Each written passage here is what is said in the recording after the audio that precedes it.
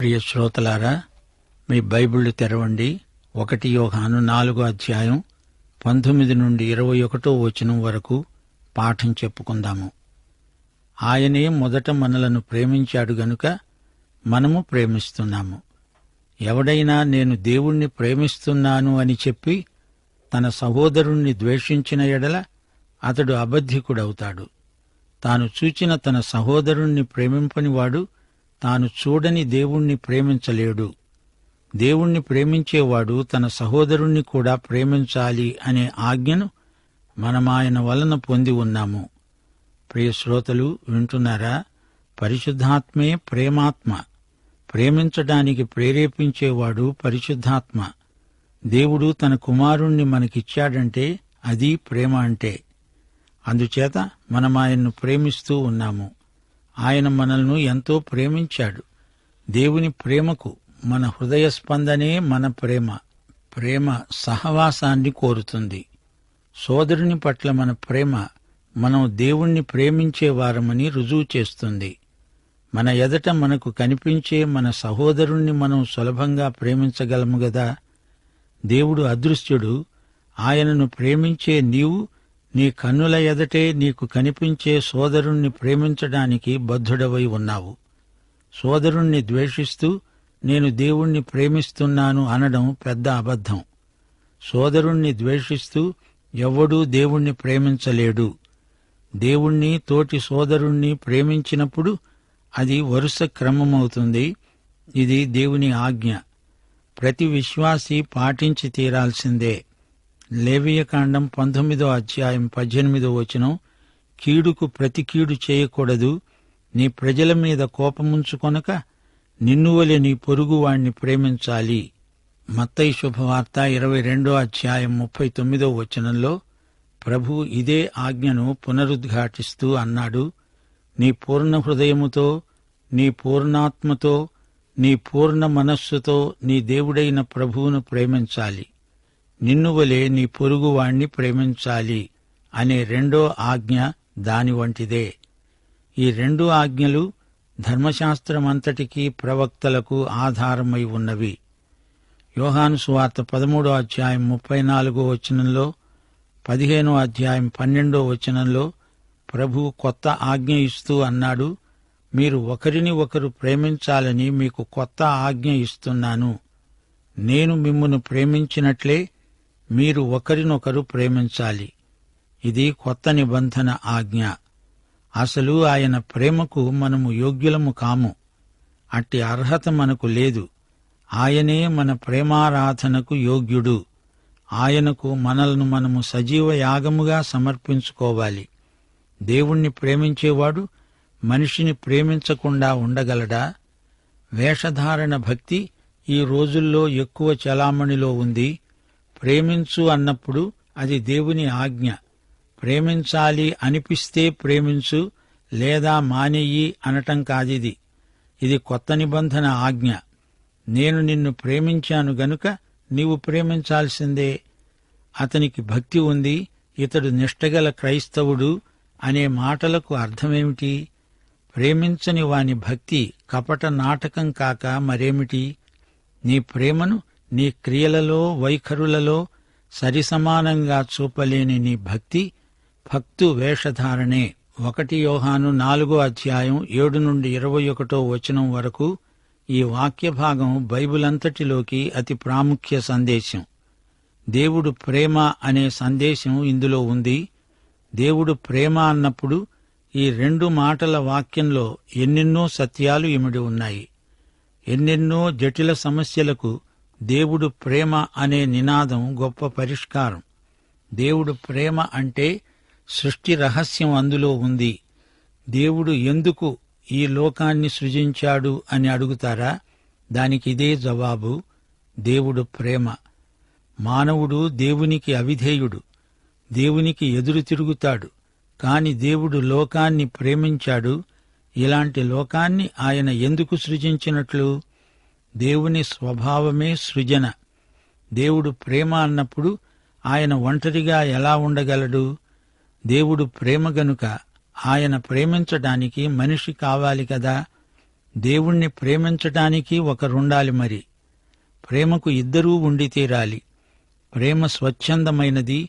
ప్రేమ స్వచ్ఛందంగా స్పందించాలి.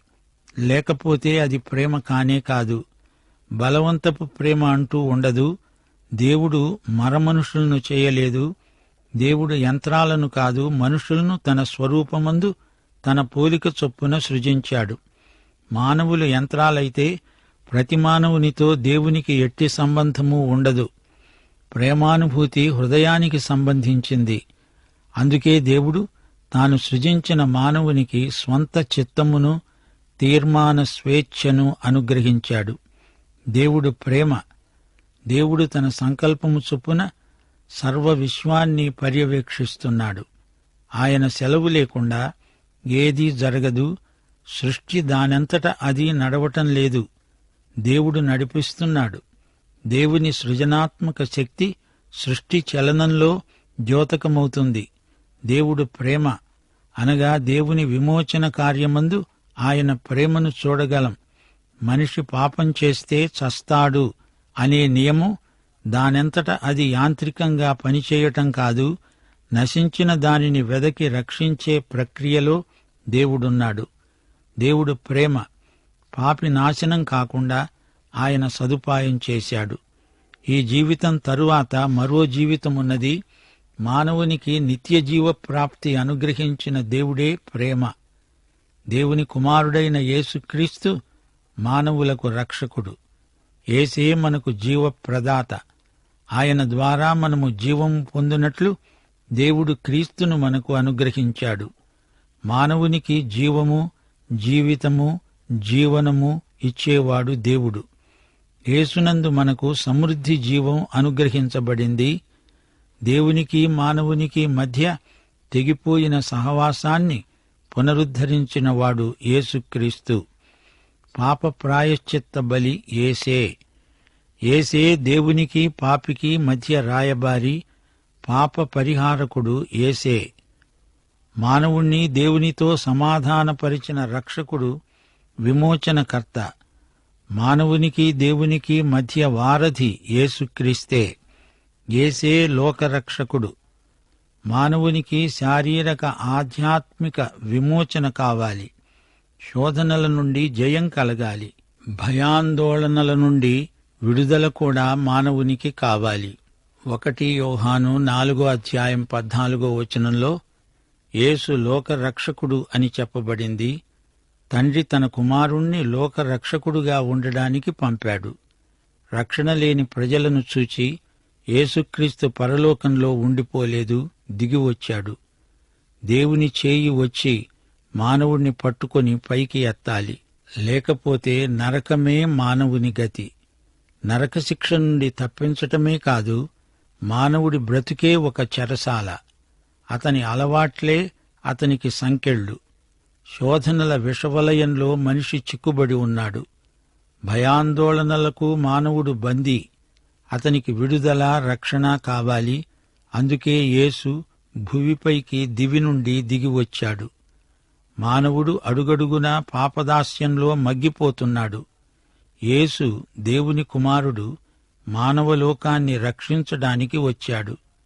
కాలాన్ని, స్థలాన్ని, నిత్యత్వాన్ని స్వేచ్ఛగా ఎదుర్కొని సైతానీయ బంధకాలను తెంచుకొని పరలోకంలో మానవుడు తన రక్షకునితో, ప్రభువుతో సదాకాలం ఉండిపోగలడు. యేసు లోకరక్షకుడుగా లోకానికి వచ్చాడు. ఆయన దేవుని కుమారుడు, మానవ విమోచకుడు. యేసుకు దేవునికి ఉన్న నిత్య సన్నిహిత సంబంధమిది. యేసు దేవుని కుమారుడు. ఇది ఒప్పుకుంటేనే మనకు దేవునితో మనకు సన్నిహిత సంబంధం.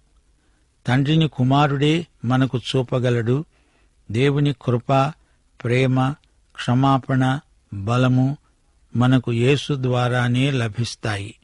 మరో మార్గం లేదు.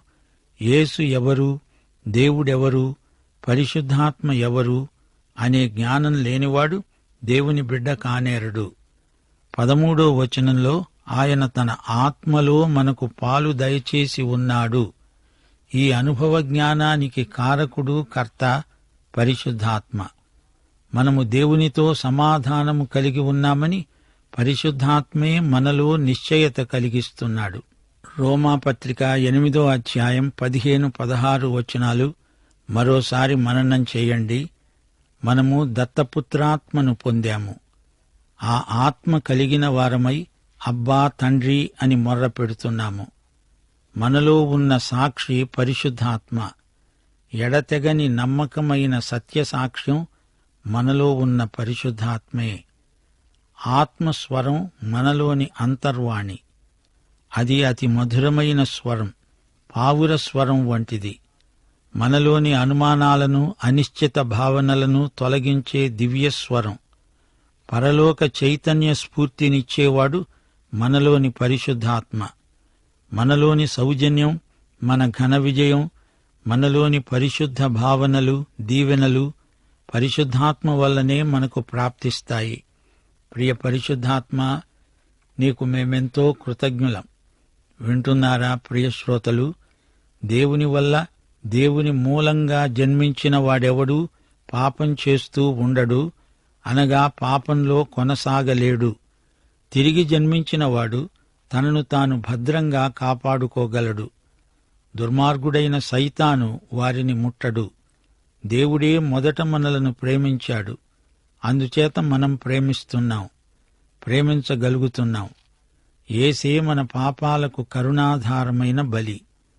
దేవుడంటే నాకెంతో ప్రేమ అంటూ ఎవడైనా తన సోదరుణ్ణి ద్వేషిస్తూ ఉంటే అతడే అబద్ధికుడు. తాను చూస్తున్న సోదరుణ్ణి ప్రేమించనివాడు తాను చూడని దేవుణ్ణి ప్రేమించలేడు. నిజమైన వాస్తవమైన ప్రేమ ఏమిటో దేవుడు మనకు చూపించాడు. తన ప్రేమ ద్వారా మనలను తన పిల్లలుగా చేసుకొని ఆ ప్రేమను మనలో ఉంచాడు. మనలోని నిరీక్షణ మనలను సిగ్గుపరచదు. మనకు అనుగ్రహించబడిన పరిశుద్ధాత్మ ద్వారా దేవుని ప్రేమ మన హృదయములలోకి కృమ్మరించబడి ఉన్నది. దేవుణ్ణి ప్రేమించేవాడు తన సోదరుణ్ణి కూడా ప్రేమించాలి. ఈ ఆజ్ఞ ఆయనను బట్టే మనకు వచ్చింది. దేవునికి స్తోత్రం. ఇతరులను ప్రేమించకుండా దేవుణ్ణి ప్రేమించలేమా అని కొందరు అడగవచ్చు. కాని అది అసాధ్యం. మనం దేవుణ్ణి ప్రేమిస్తే ఆయన తన ప్రేమను మనలో ఉంచాడు గనుక అలా ప్రేమిస్తున్నాం. మనలో ఉన్న ఈ దైవ ప్రేమ మనం దేవుణ్ణి ప్రేమించినంత రూఢిగా మనుషులను ప్రేమించేటట్లు చేస్తుంది. దేవుని పట్ల నిజమైన ప్రేమ ఏదో అదే మనుషుల పట్ల మనం చూపే ప్రేమ. ఈ రెండూ వేరువేరు ప్రేమలు కావు, రెండూ ఒకటే. ప్రేమించటం ఆధ్యాత్మిక అవసరం, తప్పనిసరి. ప్రేమను ఆచరణలో చూపాలి గాని ఊరికే ప్రేమను గురించి ఎక్కువ మాట్లాడినంత మాత్రాన సరిపోదు. ప్రియ శ్రోతలు, ఈ యోహాను పత్రిక వింటుంటే మీకు ఏమనిపిస్తోంది? వ్యక్తిగతంగా నీకు నాకు రాశాడా ఏమిటి అనిపిస్తోంది గదూ? రచయిత యోహాను ఎఫెసులో సేవ చేసిన అపొస్తలుడు.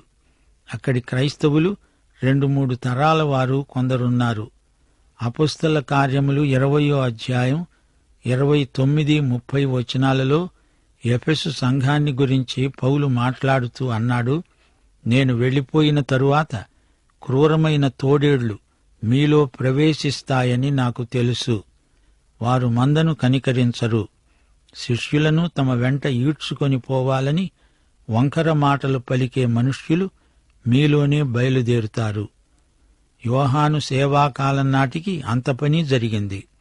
తప్పుడు సిద్ధాంతాలను ఖండించి సత్య పవిత్ర సిద్ధాంతాన్ని యోహాను తన పత్రికలో ప్రతిపాదించాడు. రానురాను క్రైస్తవులలో మాటలెక్కువైపోయి ఆ మాటల అర్థాలు మారిపోయాయి. మాటలకు వేరే వేరే అర్థాలు వినపడసాగాయి. అందుకే 1 యోహాను 3వ అధ్యాయం 18వ వచనంలో యోహాను ప్రబోధం, మాటతో నాలుకతో కాక క్రియతో సత్యముతో ప్రేమిద్దాము. క్రైస్తవ మాటలలోకి అన్య అర్థాలను ప్రవేశపెట్టడం దుర్బోధకుల వంచనా శిల్పమే. క్రైస్తవ సమాజంలో రానురాను ఒక కొత్త ఉపసంస్కృతి చొరవ చేసుకొని వచ్చింది. అసలు అర్థాన్ని విడిచిపెట్టి ఒకే మాటకు పలు అర్థాలు చెప్పగల ఉపన్యాసకులు బయలుదేరారు. దేవుణ్ణి ఎరుగుదురా, వెలుగులో నడుస్తున్నారా, తిరిగి జన్మించారా అనే ప్రశ్నలకు డొంక తిరుగుడు జవాబులు రావడం మొదలైంది. యోహాను అందుకే ఈ పత్రికలో కఠినమైన పదజాలం వాడవలసి వచ్చింది. సత్యాన్ని తికమక చేస్తున్నారు, తారుమారు చేస్తున్నారు. ఈ తప్పుడు బోధలను సత్యంతో, ఆత్మ ఖడ్గంతో ఎదుర్కొని సైతానీయ దుర్బోధలను ఎక్కడికక్కడ ఖండించాడు పరమార్థ జ్ఞాని అయిన యోహాను. వెలుగు, పాపం, క్రీస్తు, ప్రేమ, విశ్వాసం అనే మాటలు క్రైస్తవంలో కీలక పదాలు. వీటి అసలు అర్థాలను విడమరిచి చెప్పాడు యోహాను. ప్రేమిస్తున్నామని చెబుతూ ఇలా సోదరులను ద్వేషిస్తారేమిటి? ఒకటి చెప్తూ మరొకటి చేయడం కుసంస్కృతి కాదా? వెలుగులో నడుస్తున్నాము అని చెప్పుకునే మీరు దేవుణ్ణి ఎరుగుదుమని చెబుతూ ఇలా ద్వేషాన్ని వెళ్లగక్కుతారా అంటూ యోహాను వారిని నిలదీసి అడుగుతున్నాడు. వారినే కాదు, ఈ 21వ శతాబ్దంలోని మనల్ని కూడా అడుగుతున్నాడు. శ్రోతలు, ఈ రచయితే రాసిన సువార్త అనగా యోహాను సువార్త పరమార్థం మీకు జ్ఞాపకముందా? 20వ అధ్యాయం 31వ వచనం, యేసు దేవుని కుమారుడైన క్రీస్తు అని మీరు నమ్మునట్లు, నమ్మి ఆయన నామమందు జీవము పొందునట్లు ఇవి వ్రాయబడినవి. ఈ పత్రిక క్రైస్తవ పాఠకులకే ఉద్దేశించబడినది. విశ్వాస శక్తి ఒక వ్యక్తి భక్తి జీవితాన్ని ఎంతగా ప్రభావితం చేయగలదో ఈ పత్రిక మన కన్నులకు కట్టినట్లు కనపరుస్తుంది. దేవుడు వెలుగు, వెలుగులో నడవండి. దేవుడు ఆత్మ గనుక దేవుణ్ణి దేవుని ఆత్మతోనే ఆరాధించండి. వేరే ఆత్మలున్నాయి, జాగ్రత్త అంటూ యోహాను పదే పదే హెచ్చరించాడు.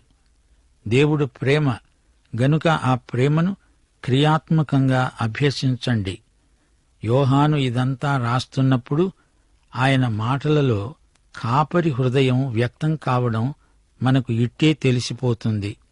నా చిన్నపిల్లలారా, మనము ఒకరిని ఒకరము ప్రేమించుకోవాలి గదా. గట్టిగా మాట్లాడాల్సి వచ్చినప్పుడు గురుములు, మెరుపుల్లాంటి మాటలు ప్రయోగించాడు. అందుకే ప్రభువు అతనికి ఉరుము పుత్రుడు అని మరో పేరు పెట్టాడు. ఈ పత్రిక రాసేటప్పటికీ తాను తప్ప మిగతా అపొస్తలులందరూ హతసాక్షులై మహిమలోకి వెళ్లిపోయారు. ప్రథమ శతాబ్దం ముగింపు వరకు యోహాను బతికే ఉన్నాడు. అయితే ఆయన అంతరంగ పురుషుడికి వార్ధక్యమనేది లేదు. విశ్వాసానికి ప్రతికూల శక్తులను ఎదిరించి పోరాడిన మహాయోధుడు యోహాను. ఈ పాఠంతో మనం 1 యోహాను 4వ అధ్యాయం ముగించాము. ఈ పత్రిక వింటుంటే మనకు పరలోక శ్రావ్య సంగీతం వినిపించినట్లు అనిపించింది గదూ. వెలుగు, సత్యం, జీవం, ప్రేమ అనే 4 రాగాలు మన నవనాడులను కదిలించాయి. నేటి పాఠం సారాంశం మరోసారి చెప్పనివ్వండి. క్రైస్తవ జీవితంలో మహాశక్తికి మూలాధారం దేవుడు, ఆయన కుమారుడైన యేసుక్రీస్తు. పరిశుద్ధాత్మే కార్యదర్శక నిర్మాత. దేవునికి స్తోత్రం. ప్రభువైన యేసుక్రీస్తు వారి దివ్యకృప, తండ్రి అయిన దేవుని పరమ ప్రేమ, పరిశుద్ధాత్మ యొక్క అన్యోన్య సహవాసము, సమాధానము, సంతోషము, సహాయము మనకందరికీ ఇప్పుడు, ఎల్లప్పుడూ, సదాకాలము, నిత్యత్వము పర్యంతము తోడై ఉండునుగాక. ఆమేన్.